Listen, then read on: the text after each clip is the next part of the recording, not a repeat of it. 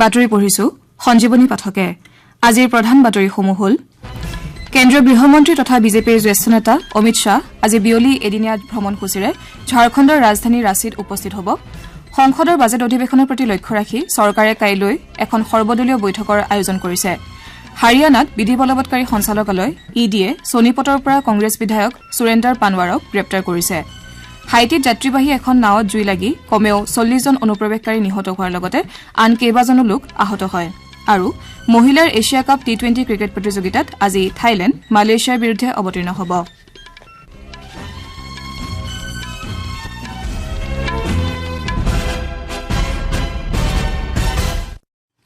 এতিয়া শুনক বিতং বাতৰি কেন্দ্ৰীয় গৃহমন্ত্ৰী তথা বিজেপিৰ জ্যেষ্ঠ নেতা অমিত শ্বাহ আজি বিয়লি এদিনীয়া ভ্ৰমণসূচীৰে ঝাৰখণ্ডৰ ৰাজধানী ৰাঁচীত উপস্থিত হ'ব শ্ৰী শ্বাহে ৰাজ্যিক বিজেপিৰ কাৰ্যনিৰ্বাহক কমিটিৰ বৈঠকত অংশগ্ৰহণ কৰিব তেওঁ লগতে দলৰ ৰাজ্যিক স্থায়ী গোটৰ বৈঠকত উপস্থিত থাকিব আৰু বিজেপি কৰ্মীসকলৰ সৈতে মত বিনিময় কৰিব ঝাৰখণ্ড বিজেপিৰ মুৰব্বী বাবুলাল মাৰাণ্ডীয়ে জনোৱা অনুসৰি কেন্দ্ৰীয় গৃহমন্ত্ৰীগৰাকীয়ে লোকসভা নিৰ্বাচনত ৰাজ্যত বিজেপি তথা এনডিএৰ ফলাফল সন্দৰ্ভতো পৰ্যালোচনা কৰিব ঝাৰখণ্ডত চলিত বছৰৰ শেষৰ ফালে বিধানসভা নিৰ্বাচন অনুষ্ঠিত হ'ব সংসদৰ বাজেট অধিৱেশনৰ প্ৰতি লক্ষ্য ৰাখি চৰকাৰে কাইলৈ এখন সৰ্বদলীয় বৈঠকৰ আয়োজন কৰিছে এই বৈঠকত চৰকাৰে সংসদৰ দুয়োখন সদনৰ কাম-কাজ সুচাৰুৰূপে চলাই নিয়াৰ বাবে সকলো দলৰ সহায় সহযোগিতা বিচাৰিব বাজেট অধিৱেশন সোমবাৰে আৰম্ভ হ'ব আৰু 12 আগষ্টলৈকে চলিব কেন্দ্ৰীয় বাজেট 23 জুলাইত দাখিল কৰা হ'ব এইখন হ'ব নৰেন্দ্ৰ মোদী চৰকাৰৰ তৃতীয়টো কাৰ্যকালৰ প্ৰথমখন বাজেট যোৱা মাহত সংসদৰ দুয়োখন সদনৰ যৌথ অধিৱেশনত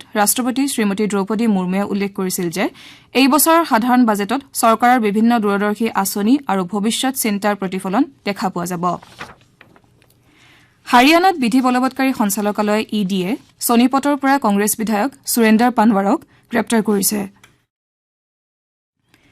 ৰাজ্যখনৰ যমুনানগৰ অঞ্চলৰ অবৈধ খনন গোচৰত জড়িত থকাৰ অভিযোগতে বিধায়কগৰাকীক গ্ৰেপ্তাৰ কৰা হৈছে গ্ৰেপ্তাৰৰ পাছতে ইডিয়ে পানৱাৰক আম্বালাৰ ইডি কাৰ্যালয়লৈ আনে আৰু আদালতত হাজিৰ কৰায় ইয়াৰ পূৰ্বে এই বছৰৰ 4 জানুৱাৰীত ইডিৰ এটা দলে সোনিপতত সুৰেন্দ্ৰ পানৱাৰ আৰু তেওঁৰ একাংশ ঘনিষ্ঠৰ বাসগৃহত তালাচী চলাইছিল এই অভিযানত বিধায়কগৰাকীৰ বাসগৃহ আৰু কাৰ্যালয়ৰ পৰা ইডিয়ে কেতবোৰ গুৰুত্বপূৰ্ণ নথিপত্ৰ জব্দ কৰিছিল ইডিৰ দলে ৰাজ্যখনৰ যমুনানগৰ সোনিপত আৰু কৰ্ণাল অঞ্চলতো অবৈধ খনন সন্দৰ্ভত অভিযান চলাইছিল ইডিৰ মতে এই গোচৰত 400 পৰা 500 কোটি টকাৰ অবৈধ সৰবৰাহ হৈছিল বৈদেশিক সচিব বিক্ৰম মিশ্ৰী আৰু তেওঁৰ ভূটানৰ সমকক্ষ ওম পেমা সোডেনে আজি ভূটানত অনুষ্ঠিত তৃতীয় ভাৰত ভূটান উন্নয়ন সহযোগিতা আলোচনাত সভাপতিত্ব কৰে বৈঠকত দুয়োগৰাকী বৈদেশিক সচিবে ত্ৰয়োদশ পঞ্চবাৰ্ষিক পৰিকল্পনাৰ সময়ছোৱাৰ বিভিন্ন উন্নয়নমূলক অংশদাৰিত্ব তথা সহযোগিতাৰ পৰ্যালোচনা কৰে বৈদেশিক সচিব মিশ্ৰীয়ে কালি দুদিনীয়া ভ্ৰমণসূচীৰে ভূটানত উপস্থিত হৈছিল তেওঁ ভূটানৰ সৈতে ভাৰতৰ ঘনিষ্ঠ মৈত্ৰীপূৰ্ণ সম্পৰ্ক আৰু ভূটান চৰকাৰ তথা দেশখনৰ জনসাধাৰণৰ অগ্ৰাধিকাৰ অনুসৰি দ্বিপাক্ষিক সম্পৰ্ক অধিক সুদৃঢ় কৰাৰ প্ৰতি ভাৰতৰ দৃঢ় প্ৰতিশ্ৰুতিবদ্ধতা প্ৰকাশ কৰিছে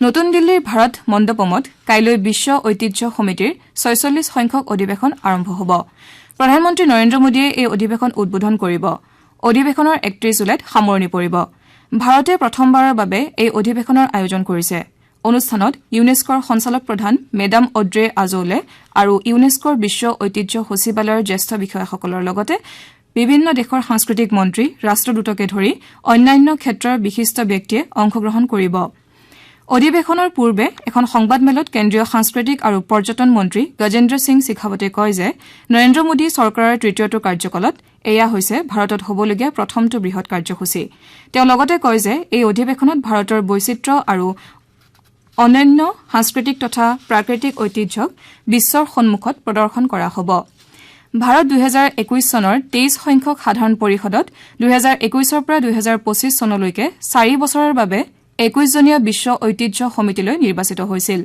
ভাৰতে ইতিমধ্যে বিশ্ব ঐতিহ্য ক্ষেত্ৰৰ তালিকাত 42টা ক্ষেত্ৰ সন্নিৱিষ্ট কৰিছে শ্ৰোতাসকলে বাতৰি শুনিছে আকাশবাণীৰ পৰা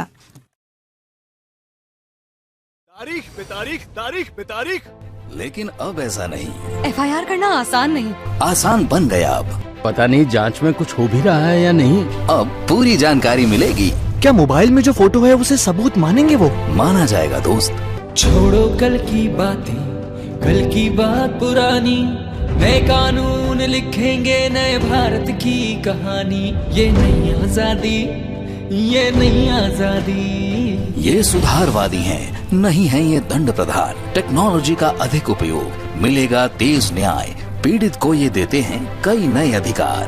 अपराधों के लिए हैं इसमें कड़े प्रावधान, न्याय केंद्रित कानून लिखेंगे अब नए भारत की कहानी। नए आपराधिक कानून 1 जुलाई 2024 से लागू। आजाद भारत अपने कानून। आजादी ये नई आजादी।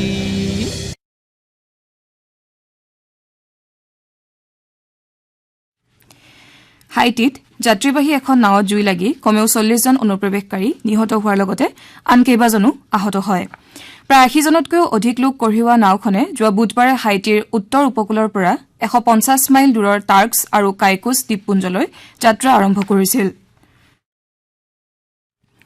ৰাষ্ট্ৰসংঘৰ সচিব প্ৰধান এণ্টনিঅ গুটেৰেছৰ উপ মুখপাত্ৰ ফাৰহান হকে কয় যে হাইটিৰ উপকূলৰক্ষী বাহিনীয়ে উদ্ধাৰ কৰা 41গৰাকী অনুপ্ৰৱেশকাৰীক বৰ্তমান আন্তঃৰাষ্ট্ৰীয় অনুপ্ৰৱেশকাৰী সংস্থাই ৰাষ্ট্ৰীয় কৰ্তৃপক্ষৰ সহযোগত চিকিৎসা সেৱা, খাদ্য, পানী আৰু মানসিক সহযোগিতা আগবঢ়াই আছে। তামিলনাডুৰ থুতুকুড়িত এমনিয়া গেছ নিৰ্গত হোৱা ঘটনাক 21জন শ্ৰমিক শ্বাস-প্ৰশ্বাসৰ অসুবিধাত ভুগিছে। তেওঁলোকক কাষৰীয়া চিকিৎসালয়ত ভৰ্তি কৰোৱা হৈছে। এটা সূত্ৰই জনোৱা অনুসৰি থুতুকুড়ি জিলাৰ পুদুৰ পাণ্ডিয়ামপুৰত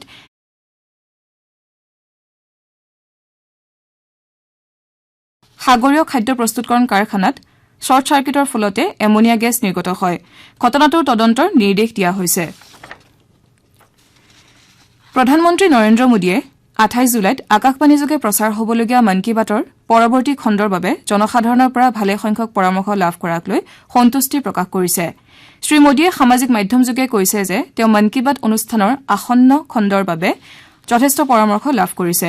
প্ৰধানমন্ত্ৰীগৰাকীয়ে কৈছে যে সমাজৰ সংস্কাৰৰ লক্ষ্যৰে ভালে সংখ্যক যুৱক যুৱতীয়ে সমূহীয়া প্ৰচেষ্টাত আলোকপাত কৰা দেখা পাই তেওঁ সুখী হৈছে। শ্ৰীমোদীয়ে জনসাধাৰণক মাই গভ, নমো এপ যোগে দিহা পৰামৰ্শ আগবঢ়াবলৈ আহ্বান জনাইছে। তেওঁ লগতে 1800-117800 নম্বৰত ফোন কৰি বাৰ্তা বাণীবদ্ধ কৰিবলৈ জনসাধাৰণৰ প্ৰতি আহ্বান জনাইছে। আমেৰিকা যুক্তৰাষ্ট্ৰৰ হিউষ্টনত চলি থকা বিশ্ব জুনিয়ৰ স্কোৱাছ প্ৰতিযোগিতাত দলীয় শাখাত কালি ভাৰতীয় ল'ৰাৰ দলটোৱে ব্ৰাজিলক 3-0ত পৰাস্ত কৰি গ্ৰুপ এফৰ শীৰ্ষ তিনিটা দলত প্ৰৱেশ কৰিছে। প্ৰি কোৱাৰ্টাৰত ভাৰতীয় দলটো কানাডাৰ মুখামুখি হ'ব। ইপিনে ভাৰতীয় ছোৱালীৰ দলটোৱে ব্ৰাজিল আৰু অষ্ট্ৰেলিয়াক পৰাজিত কৰি কোৱাৰ্টাৰ ফাইনেলত স্থান নিশ্চিত কৰিছে। ভাৰতীয় দলটোৱে গ্ৰুপ ডিৰ শেষৰখন লিষ্ট মেচত হংকঙৰ বিৰুদ্ধে খেলিব। মহিলাৰ এছিয়া কাপ টি-20 ক্ৰিকেট প্ৰতিযোগিতাত আজি থাইলেণ্ড মালয়েছিয়াৰ বিৰুদ্ধে অৱতীৰ্ণ হ'ব। খেলখন শ্ৰীলংকাৰ ৰংগিৰি ডাম্বুলা আন্তৰ্জাতিক ক্ৰিকেট ষ্টেডিয়ামত আজি দিনৰ 2 বজাত আৰম্ভ হ'ব। আনহাতে আজি সন্ধিয়া 7 বজাত একেখন ষ্টেডিয়ামতে হ'বলগীয়া আন এখন খেলত শ্ৰীলংকা আৰু বাংলাদেশ মুখামুখি হ'ব। যোৱাবাৰৰ বিজয়ী ভাৰতে কালি সন্ধিয়া ডাম্বুলাত অনুষ্ঠিত এখন খেলত পাকিস্তানক 7 উইকেটত পৰাস্ত কৰিছিল। পাকিস্তানে নিৰ্ধাৰণ কৰি দিয়া 109 ৰানৰ লক্ষ্য ভাৰতীয় মহিলা দলটোৱে 7টা উইকেট বাকী থকা অৱস্থাতে অতিক্ৰম কৰিবলৈ সমৰ্থ হয়। পেৰিছত 26 জুলাইত আৰম্ভ হ'বলগীয়া অলিম্পিক গেমছত অংশগ্ৰহণ কৰিবলগীয়া 117গৰাকী ভাৰতীয় এথলীটৰ মাজত সশস্ত্ৰ বাহিনীৰ 24গৰাকী জোৱানো আছে। এই 24গৰাকী এথলীটৰ 22জনেই পুৰুষ আৰু 2গৰাকী মহিলা। তেওঁলোকৰ মাজত তাৰকা জেভেলিন খেলুৱৈ সুবেদাৰ নীৰজ চোপ্ৰাও আছে। প্ৰতিৰক্ষা মন্ত্ৰালয়ে প্ৰকাশ কৰিছে যে এইবাৰৰ অলিম্পিকত প্ৰথমবাৰৰ বাবে সামৰিক বাহিনীৰ 2গৰাকী মহিলা জোৱানে অংশগ্ৰহণ কৰিব। বাতৰি শেষ কৰাৰ পূৰ্বে প্ৰধান বাতৰিসমূহ পুনৰ এবাৰ। কেন্দ্ৰীয় গৃহমন্ত্ৰী তথা বিজেপিৰ জ্যেষ্ঠ নেতা অমিত শ্বাহ আজি বিয়লি এদিনীয়া ভ্ৰমণসূচীৰে ঝাৰখণ্ডৰ ৰাজধানী ৰাঁচীত উপস্থিত হ'ব। সংসদৰ বাজেট অধিৱেশনৰ প্ৰতি লক্ষ্য ৰাখি চৰকাৰে কাইলৈ এখন সৰ্বদলীয় বৈঠকৰ আয়োজন কৰিছে। হাৰিয়ানাত বিধি বলবৎকাৰী সঞ্চালকালয় ইডিয়ে ছনিপটৰ পৰা কংগ্ৰেছ বিধায়ক সুৰেন্দ্ৰৰ পানৱাৰক গ্ৰেপ্তাৰ কৰিছে। হাইটিত যাত্ৰীবাহী এখন নাৱত জুই লাগি কমেও 40জন অনুপ্ৰৱেশকাৰী নিহত হোৱাৰ লগতে আন কেইবাজনো আহত হয়। আৰু মহিলাৰ এছিয়া কাপ টি-20 ক্ৰিকেট প্ৰতিযোগিতাত আজি থাইলেণ্ড মালয়েছিয়াৰ বিৰুদ্ধে অৱতীৰ্ণ হ'ব। আমাৰ এতিয়াৰ বাতৰি ইমানতে অন্ত পৰিল।